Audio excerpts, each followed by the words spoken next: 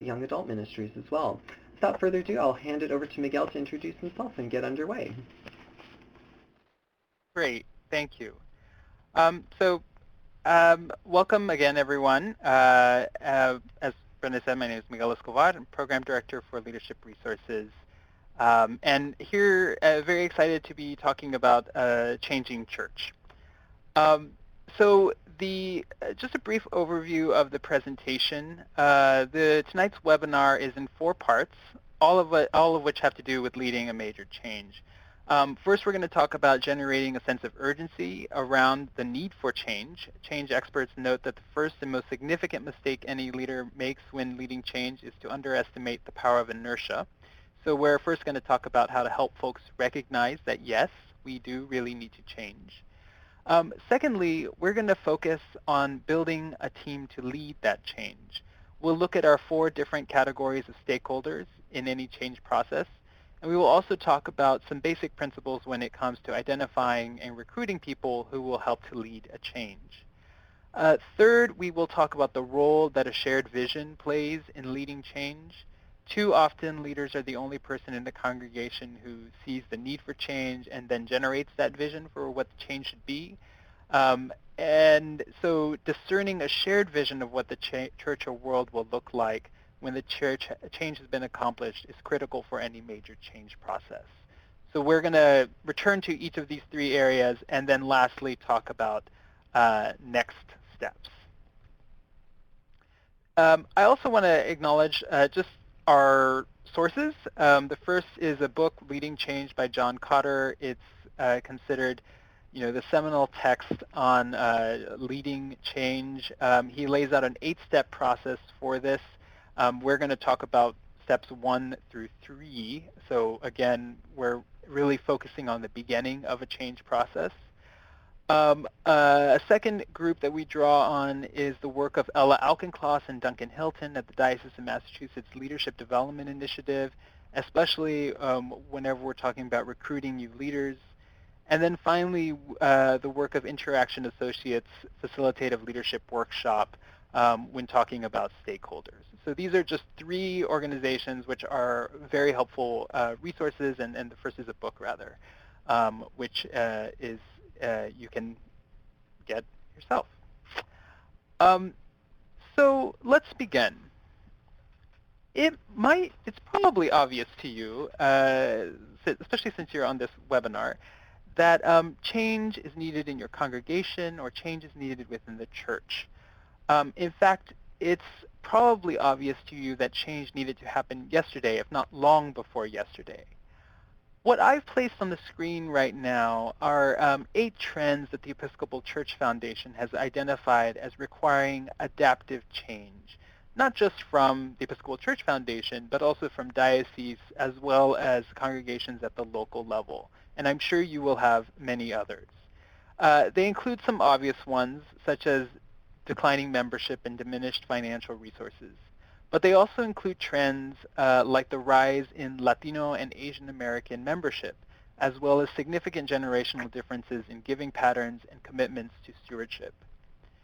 So in many ways, it should be clear that change is needed, and yet the first mistake that change leaders make is presuming that the need for change is obvious to everyone, and it's not.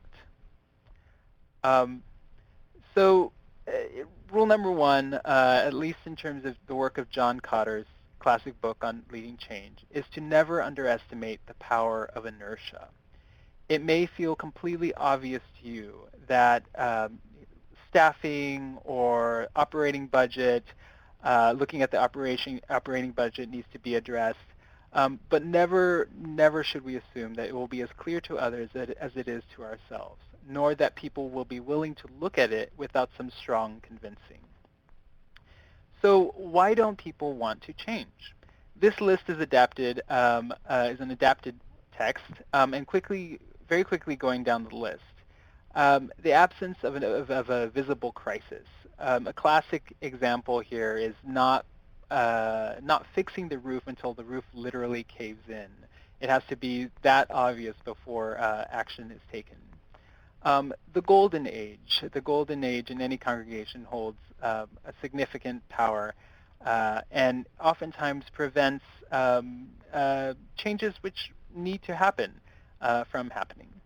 Too many visible signs of resources. This is an interesting one to think about. There are many congregations in dire financial straits who will bring out the fine china every coffee hour. And that's not bad in any sort of way, certainly not ethically bad. But it is a symbol. And sometimes our symbols of wealth indicate that things are better than they are. A lack of honest feedback around performance of staff or volunteers. Sometimes in a congregation we have a staff member or beloved volunteer who we protect from negative feedback. And in order to move forward or make a significant change, oftentimes we have to do the hard thing of helping them to hear that. And lastly, too many messages from leaders indicating that everything is okay. We always want to give very positive messages, and I think that's great. Unfortunately, sometimes we do so at the cost of denying the significant challenges that are facing our communities. So if these are sources of inertia, how do we get others to understand that, yes, we do really need to change? And this involves taking a risk, especially on the part of leaders. This is part of, I think, what it means to be a leader, is to take a risk and start to generate urgency around the need for change. So basically, this list, as you can see, is kind of the inverse of the prior list, and all of you can read. So all I want to do is just highlight a few of those, especially a few of the points here, especially the ones that are probably a little bit more provocative. For instance, point number 2, allow a crisis to loom large or stop hiding the one that's already taking place. So the obvious problem with waiting around until an actual crisis takes place, and I gave the example of a roof caving in, for instance, is that real crises gobble up resources. Suddenly, all our time, energy, and money has to be devoted to fixing the roof. In one moment, the congregation goes from having wonderful plans for the year to suddenly planning a capital campaign at best or going into massive debt for what was ultimately delayed building maintenance. In those instances, actually allowing or allowing a mini crisis to loom large, just noting that the disrepair of the roof is looming over the congregation, would actually probably prevent a real crisis from taking place later on down the road. Or at least it would generate a sense of urgency within the congregation that this needs to be addressed. So another example of creating a sense of urgency comes from a priest that I met, and I want to share this example, a few years ago in the Diocese of Virginia.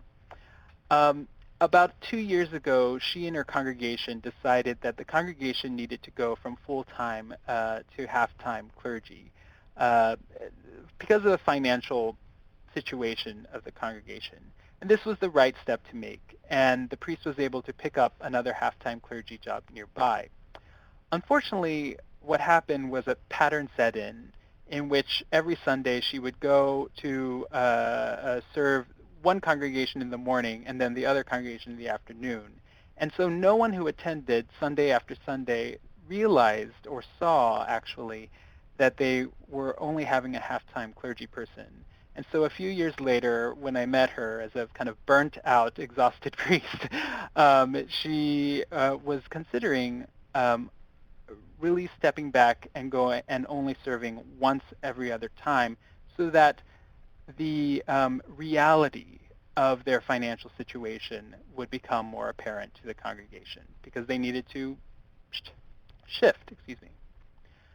So let me be very clear. These are pretty bold moves, and there is some risk involved to any person leading change.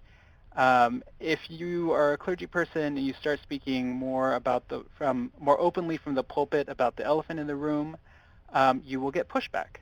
And if you start trying to implement performance standards for staff, certainly there will be pushback.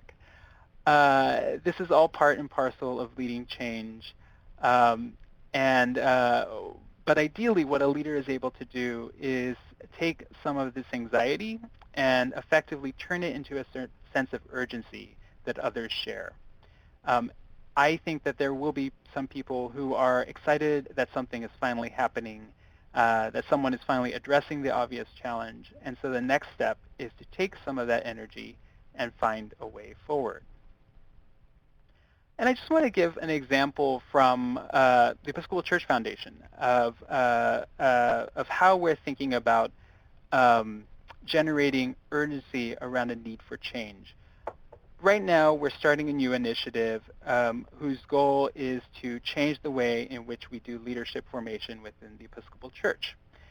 Aside from that, what I want to note here is that we are taking very seriously this first principle, which is that to never underestimate the power of inertia.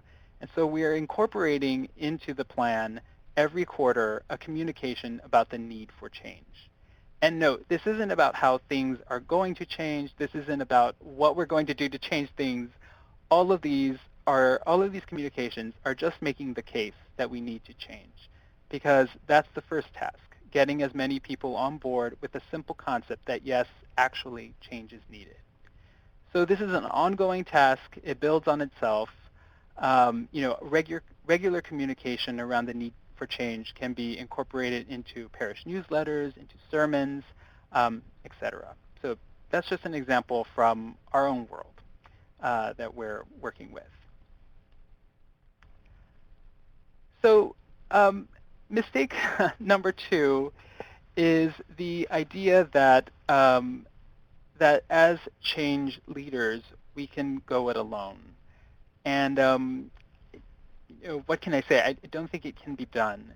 In any sort of organization, especially in a collaborative, community-based organization like the church, we're going to need to build networks of people who see the need for change, one, and two, can help figure out what that change should look like when, and then implement that change. And that means creating a team to lead the change. So when building a team to lead a major change, we recommend sitting down and thinking about the various folks in the congregation, in the wider community, who hold stakes in the change that you are proposing. These are stakeholders. And in any change process, it's worth the time and effort to go through this exercise. Interaction Associates, who I noted at the beginning, notes 4 different categories of stakeholders.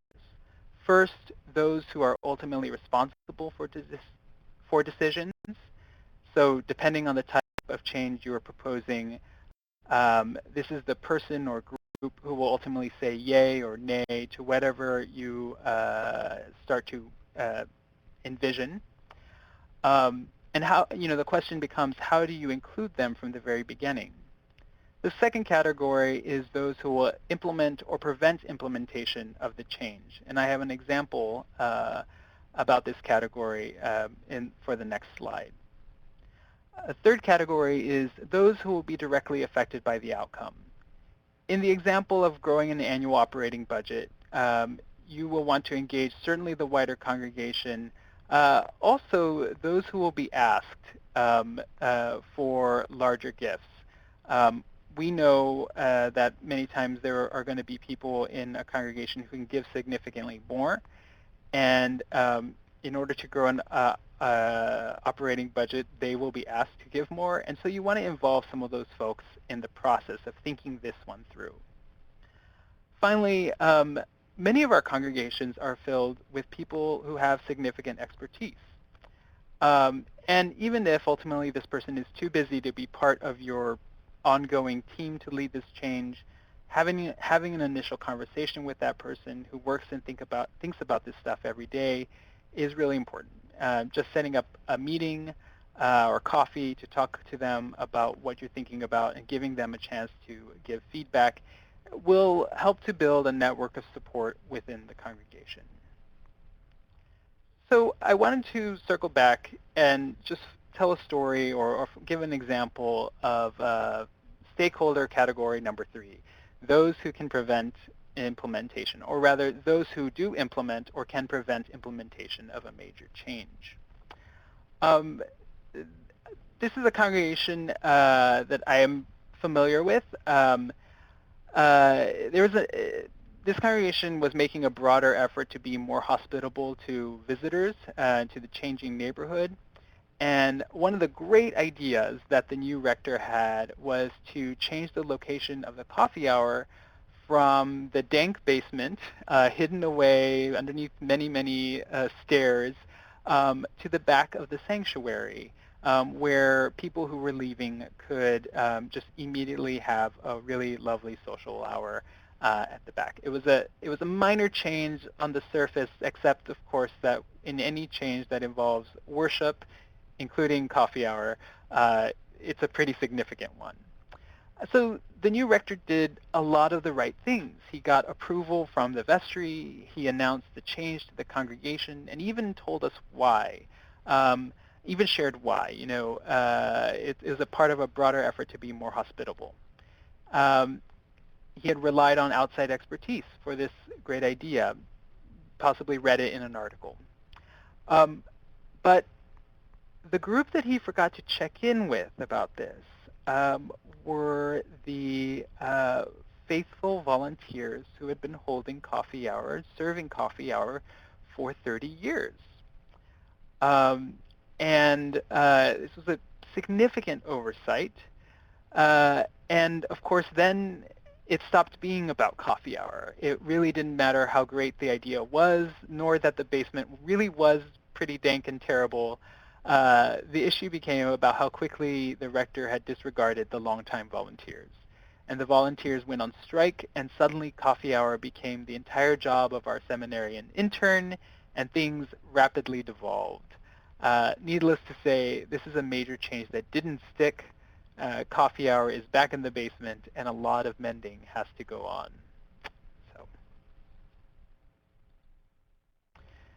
So it's really important then to build your team, to remember your stakeholder categories, and to build a team that really reflects the diversity of the congregation and includes those who will be implementing the change in the long term.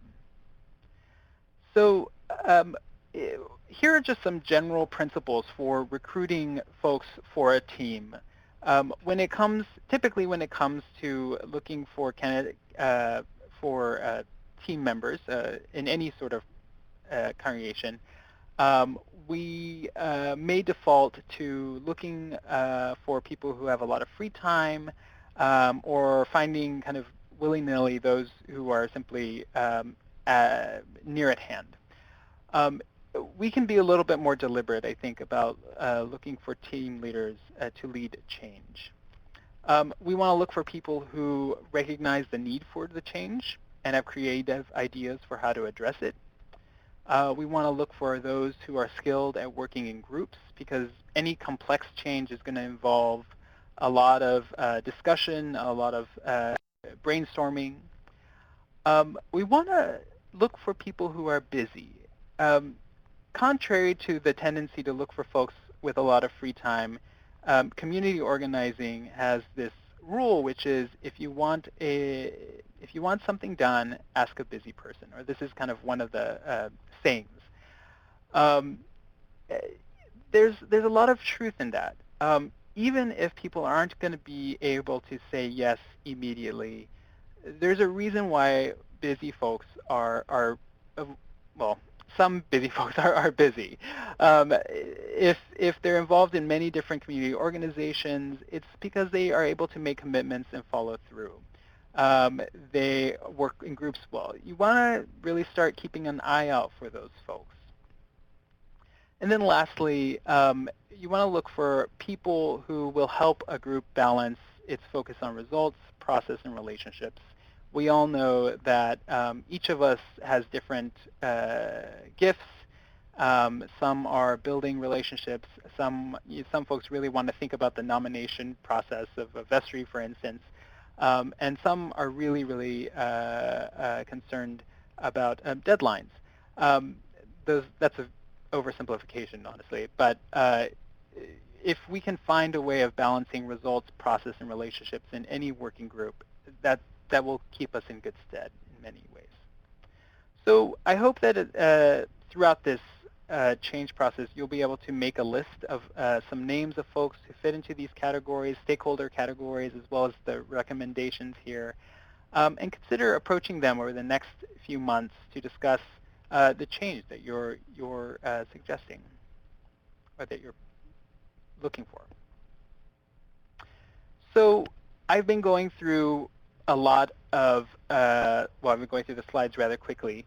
So I'm going to pause, and I would invite you to, if you have any questions or comments, to enter those on the left-hand side of the screen in the chat box. As Brendan mentioned earlier on, we had to mute folks to cut out the audio interference. So now we're really relying on the chat box on the left-hand side of the screen to get questions and answers. Questions, rather. And comments.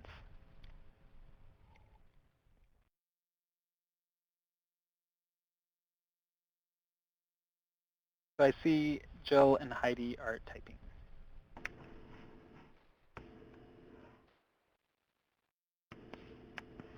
And just a reminder while they're typing in their questions that if you have any that pop in your mind at any point during the presentation, to please go ahead and enter that in the chat box. I'll make sure that Miguel and I we will get around to that later on when we get to a break in the presentation, or if Miguel sees it right then and there and can also answer that right in the moment.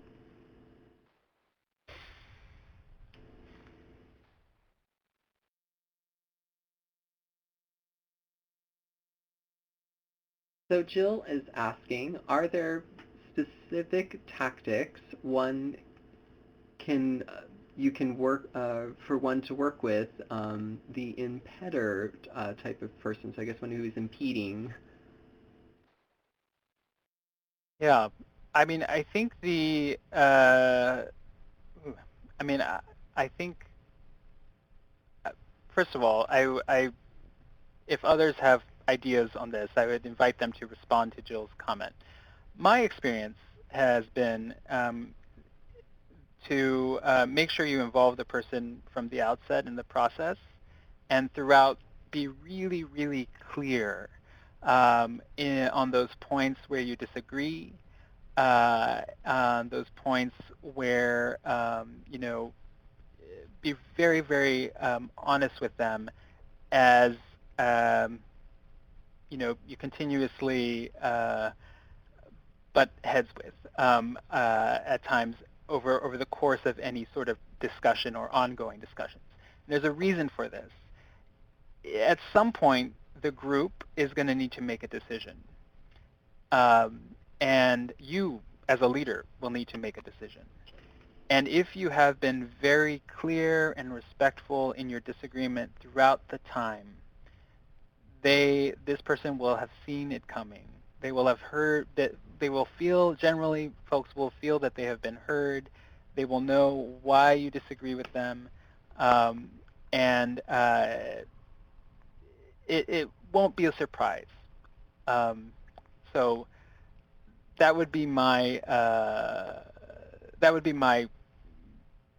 of recommendation based on pretty limited experience. Heidi, the third.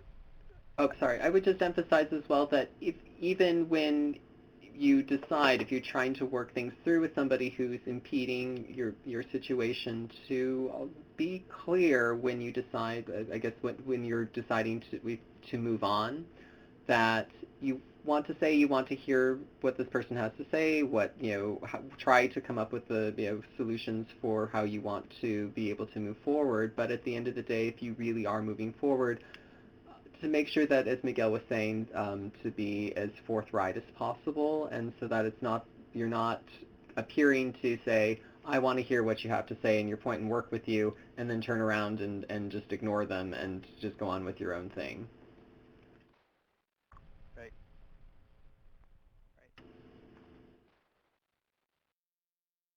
So St. Andrews, Fort Pierce, Florida, was asking, please expand on the significance of those with monetary means to the process of including stakeholders. Yes. Great question. I mean, I think in my mind, I'm trying to think of, where do they fall in this? Probably in those who who will help to implement or prevent implementation in the sense of resources. I think there's in any sort of community, church organization, making sure we involve folks with resources who will be able to provide resources from the outset for any major changes is important. I'm not quite sure where they fit into the stakeholder categories at all times. I think it depends on who they are or what the circumstances. I hope, I'm not sure I'm answering the question here. Yeah. Brendan, do you have any? Well, I think what Miguel was really trying to underline with that in those respects, and it's not just, I think, monetary resources, but when you're really looking, again, at the folks that have significant capital invested in a particular area where you're looking to make a change. So if this is going to affect somebody who has a particular interest and, say, is a significant monetary supporter, you need to make sure that you're running this by and being aware of that if, you should not be surprised if this person suddenly turns around and if they, for whatever bizarre reason, get mad and are pulling that money and funding, that your vestry has been aware of this and that you've understood this, if you need to move forward and move on with that decision so that these situations don't come as surprises. Likewise with your super volunteer who has run the Buildings and Grounds Committee forever and a day, and you're turning around and saying, well, and you reach that point where you're having to make a decision that this person disagrees with. You've tried to reconcile, you've tried to come up with those other situations, but again, that the leadership has been engaged, you've engaged with this person, and everyone's been very clear from the get-go that unfortunately this is a situation where it's a make or break, that this person pulls back. It's not coming as a shock from there. Everyone's realized that, has considered what the implications of that sort of decision would be. On the ideal front, of course, you've involved them and you're moving forward in team and in tandem, again, but this is to avoid those shock surprises that can really cause a significant jolt. Great. Thank you. So let's step forward and move forward to the question of shared hopeful vision. Oftentimes within the Episcopal Church, or I think within mainline denominations, we use the term discernment very often. What does that mean? I just want to go to the origins of the word discernment, which has to do with the process of sifting. Sifting for gems, for instance. When we gather as a team to talk about the need for change, if it's a change that's been held off or avoided for a long time, we should probably know that there's going to be a lot of stuff that comes up immediately. And one of the gems that we as leaders should be searching for amidst all the rest of the stuff is a shared hopeful vision of what the church or world will look like once this change has been accomplished. It's there, but as a group, everyone has to dig around a bit. We have to go over and over and over, through conversations to start to find the handful of pieces that will comprise this hopeful vision. And so this is really, I wanted to note just the sifting metaphor as what is meant by discernment. And much like the word discernment, another word, vision, is thrown around, and it would be helpful, I think it'd be helpful to define this. For ECF, we define vision as a hopeful picture of what the church or world will look like once this major change has been accomplished. And I want to emphasize something here, which is the positive nature of this vision. Even when you anticipate that there will be difficult aspects to this change, such as reducing staff hours or ending a program, all those changes need to be grounded in a positive vision for where you are headed. Furthermore, this positive vision needs to be shared and developed even by the wider community. Because to a certain extent, it's very much this positive vision that you are offering to others. It's what you're going to use to get people to cross the bridge from being anxious about change to actually being excited about the sort of changes that the group ultimately proposes. And you see there's this wonderful quote on the screen from Leading Change, just about the role that vision has in aligning a wide variety of activities around change. So just as an example, I've posted a congregation's example vision for what they're working toward. And the question is this vision imaginable? Is it hopeful? Is it actually feasible? Is it focused? Is it flexible? Is it communicable? As you're sifting for a vision within the wider group, those are good kind of filters to really think about. To what extent is it actually feasible? To what extent is it able to be communicated through, say, an image or a metaphor at various times and through different means? I want to give an example of a team framing a vision for change. And this example is from St. Luke's Episcopal Church in Cleveland, Ohio. A few years ago, I met David Bargetzi, who's the rector of St. Luke's in Cleveland.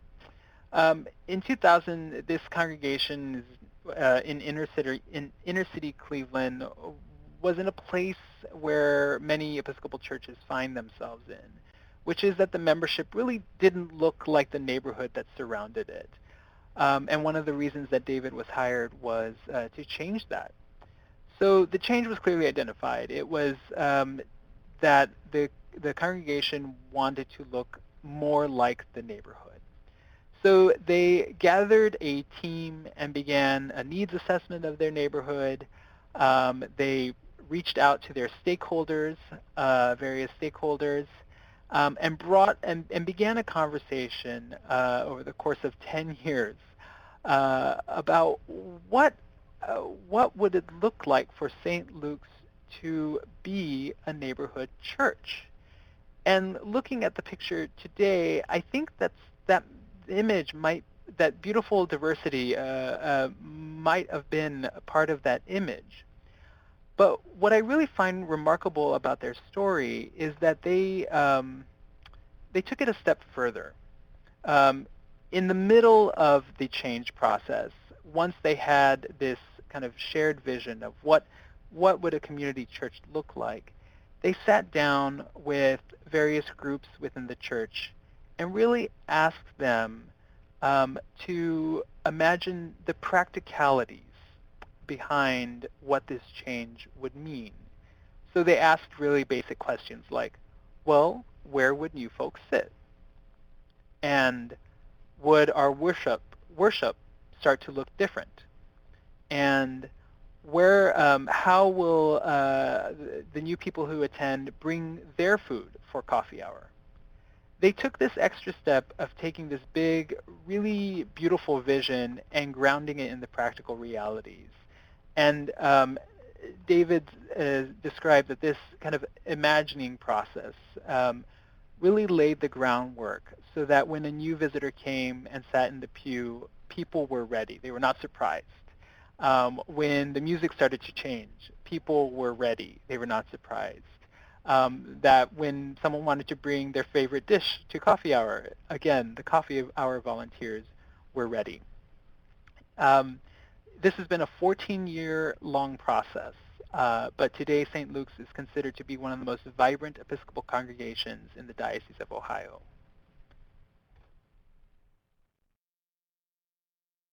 So in terms of sifting for vision, again, lengthy process. Going back to that quote from John Cotter, just knowing that when you start to find elements of it, really knowing that we need to communicate that vision in an ongoing basis. These are recommendations. Ecclesiastical jargon or Episcopal jargon, while oftentimes very helpful, and in some cases can be very helpful in the case of a vision, if it's going to appeal to folks both within the congregation and beyond, we really need to think about how many words like narthex we include in that. There may be simple things that we can change which will make it a little bit more open. There's a reason why people call it vision. Images obviously are much more compelling. So if there is an image that you can associate with your vision, that's very helpful. Using multiple platforms, repetition, and then publicly addressing inconsistencies. This is a really interesting model. So if your change, for instance, in a congregation is that we want to become a welcoming congregation to everyone.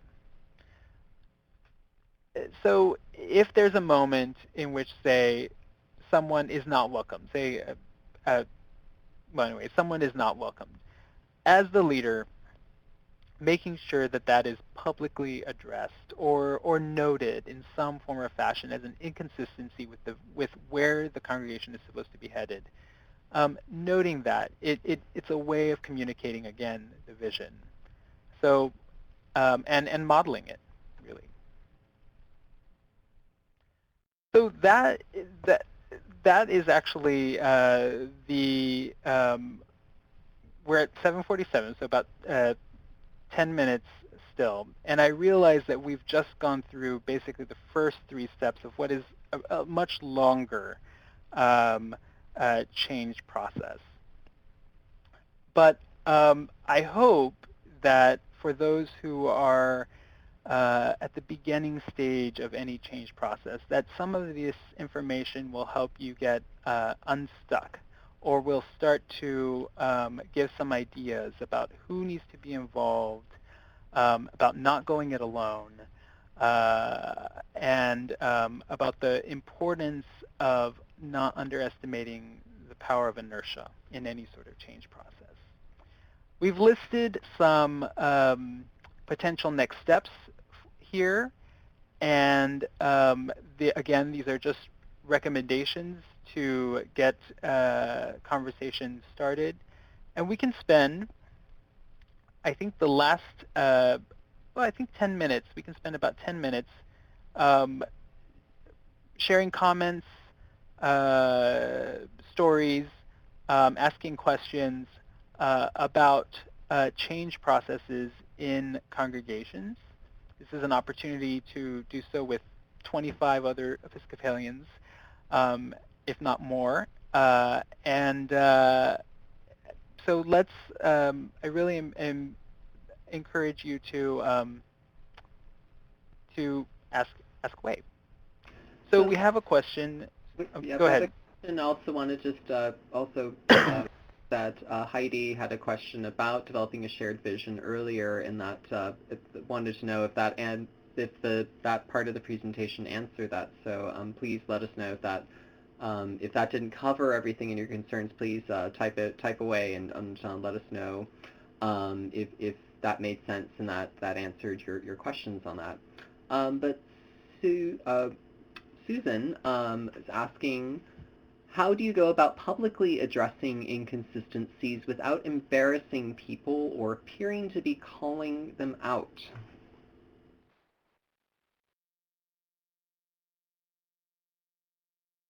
I think that yeah, I mean that's a great question. I think that's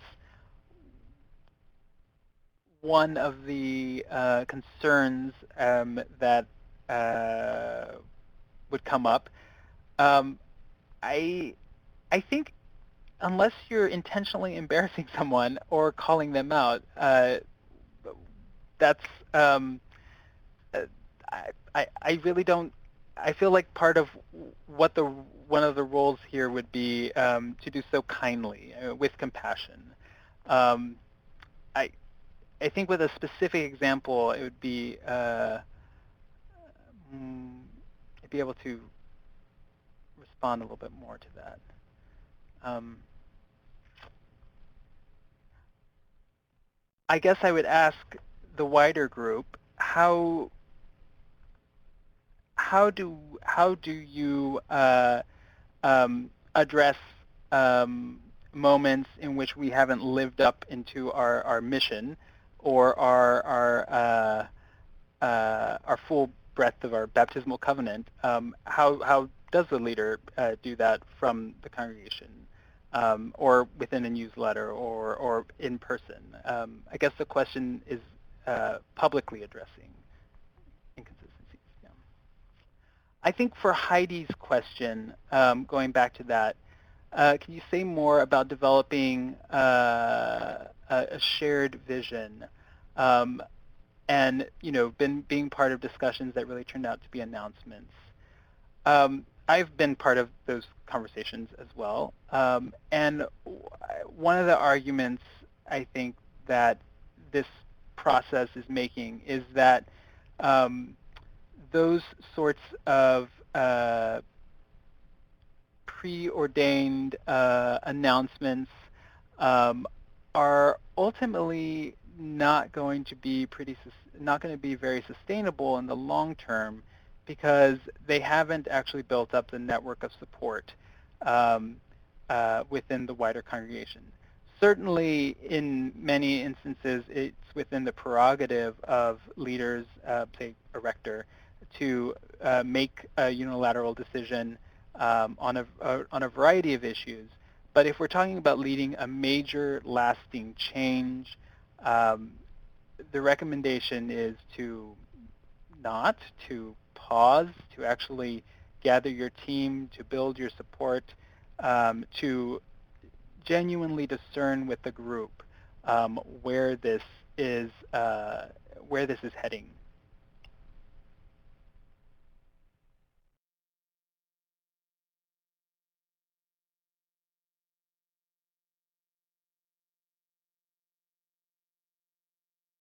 Right. And Heidi, you continue with that. Um, yeah, if you're invested in a particular vision, that he or she would not truly incorporate ideas from stakeholders.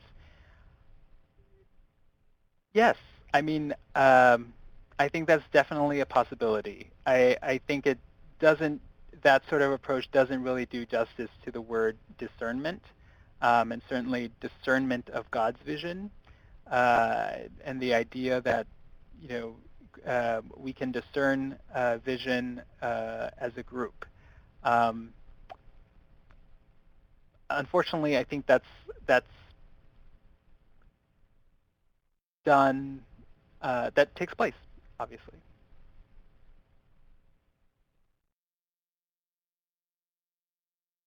Thank you all for responding to Susan's question. So maybe this might be a good case for having an outside expert to come in. Right,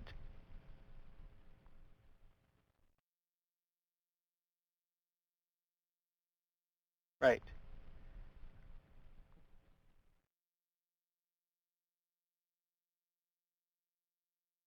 And within the previous conversation, within the first section of the presentation about generating kind of urgency around a need for change, one of the things that is noted is just that sometimes outside experts can tell us or share with our congregation or point out the need for change in ways that really a we as members of a congregation cannot as fully.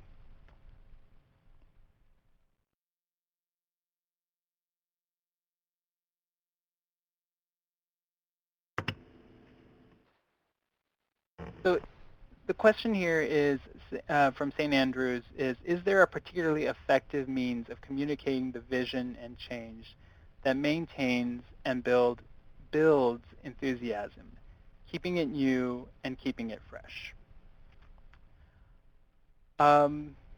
Great question.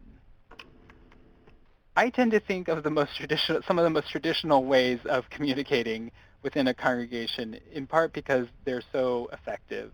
Um, Sharing a vision within a sermon, I immediately think of, because that's going to be a type of communication that lots of people or a good number of congregants will hear. Um, I think we can start to other means. Brendan, Yeah, you have, well, yeah. I think when it comes to this, that it's not, when you're gathering the enthusiasm around this, that's about sharing the stories, sharing the examples of how this is playing out in your ministry, in your congregation, in the events that are happening. That's where you're going to start building the enthusiasm around your vision. So when you're being able to see those great examples of, look at this amazing event where our congregation came together, where multiple generations were gathered together and came together to learn and to play and to work together on a particular initiative. On the community outreach that's come about with this, where you've partnered with another church or organization from that, where you're truly becoming a vital part of your neighborhood and your community. Those are the sort of things that you want to start to turn to, and that's where they can play out in the various parts of your congregation, be it in sermons or in newsletters or sharing some photos on the Facebook page or your website, etc. Um, and drawing those out and drawing those and pushing and those forward to people to see. That's communicating that vision, I think, is how that keeps it new and keeps it fresh. You may need to tweak your vision at some point because the course starts to change, but when you really got that, it's the things that are happening, those stories that are there, that are going to keeping the vision fresh and keeping that new.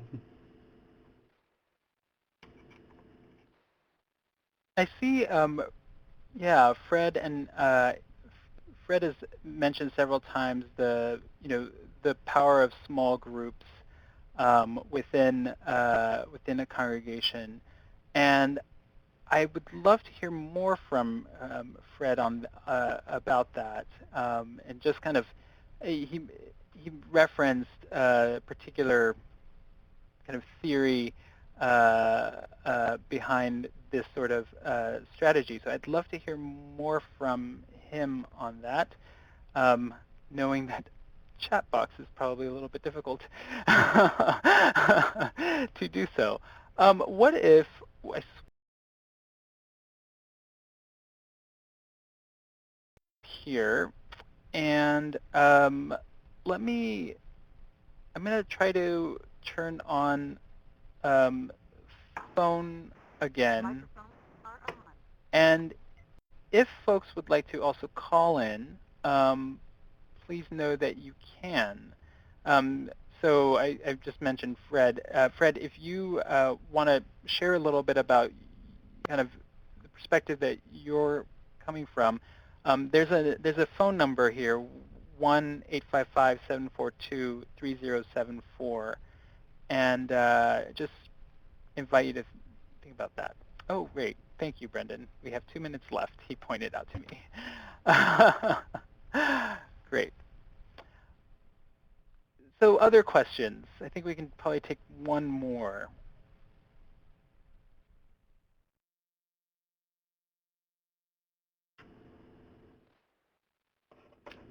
Okay. Well, given that we're kind of getting close to 8 o'clock, if you have another question or so, we'll be happy to hang around and answer that. But I just want to pull up one last little bit on here. And that's if you have any questions or further comments, to please contact us at ECF. If you're looking for some resources with financial resources or leadership resources, please log on to the ECF's website and ECF Model Practices. We are happy to be in touch with you, so please get in touch. We'd love to answer your questions in conversation. And also that you will be receiving at 8 o'clock a email with a link to a survey. So please open that up, click on that survey link. We very much value and appreciate your feedback. We want to know if this worked for you, didn't work for you, where can we be able to improve to make things more helpful for you, and other subject and topic areas that you need in your congregation. We use that to create presentations like this one to be able to offer in our online webinar schedule. So again, want to thank Miguel for this fabulous presentation on leading change, and for all of you who are here this evening to be part of this. Again, we look forward to hearing from you if you have any other questions or we can be of assistance for you.